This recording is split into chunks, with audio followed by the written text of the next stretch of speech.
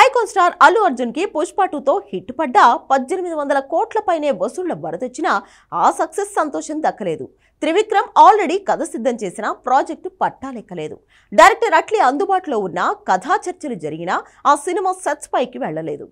ఇక్కడ సమస్య బన్నీకి దర్శకులు కత్తిలాంటి కథలు అందుబాటులో లేకపోవడం కాదు. అసలు సమస్య కన్ఫ్యూజన్ లో ఐకాన్ స్టార్ పడడం. జైలర్ డైరెక్టర్ తో పాటు అట్లీ త్రివిక్రమ్ అంతా కథలు సిద్ధం చేసుకున్నా బన్నీ మాత్రం సిద్ధంగా లేడు.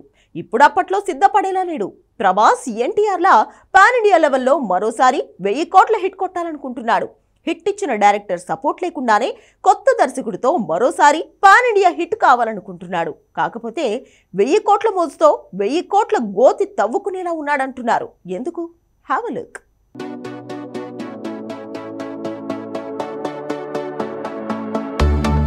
సంధ్య థియేటర్ ఇన్సిడెంట్ తర్వాత తనకి సక్సెస్ని సెలబ్రేట్ చేసుకోలేకపోయాడు. హిట్ మూవీ సెలబ్రేషన్స్కి దూరమయ్యాడు. ఇప్పుడు అంతకంటే పెద్ద ఇబ్బందిని ఫేస్ చేస్తున్నాడు. పుష్ప 1 తర్వాత పుష్ప 2 వచ్చింది కాబట్టి హిట్ అయింది.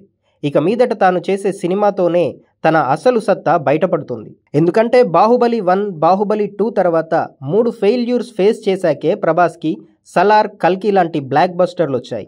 రాజమౌళి సాయం లేకుండా తనేంటో పాన్ ఇండియా లెవెల్లో ప్రూవ్ చేసుకోగలిగాడు.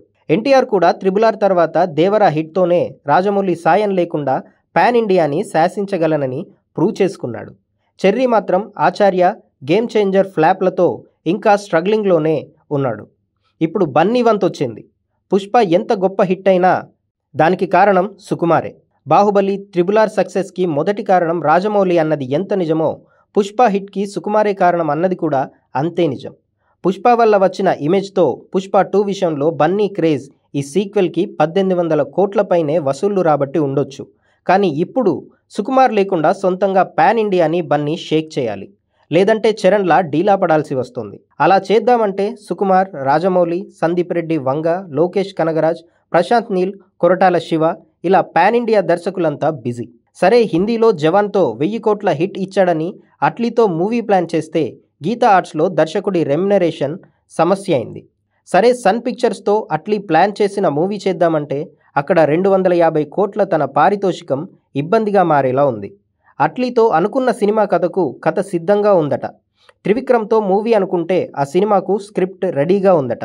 కానీ మాటల మాంత్రికుడి మీద బన్నీకి నమ్మకం తక్కువయ్యే అట్లీతో ప్రాజెక్టు పట్టాలెక్కించాలనుకుంటున్నాడట.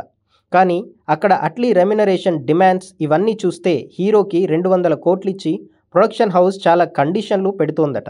దీంతో పాన్ ఇండియా హిట్లు, ఇమేజ్ ఈ రెండూ ఉన్నా ఎటు వెళ్లాలో బన్నీకి తేలట్లేదంటున్నారు. ఏదైనా అనౌన్స్మెంట్ వచ్చే వరకు ఇలాంటి సెటైరికల్ కామెంట్లు కామన్.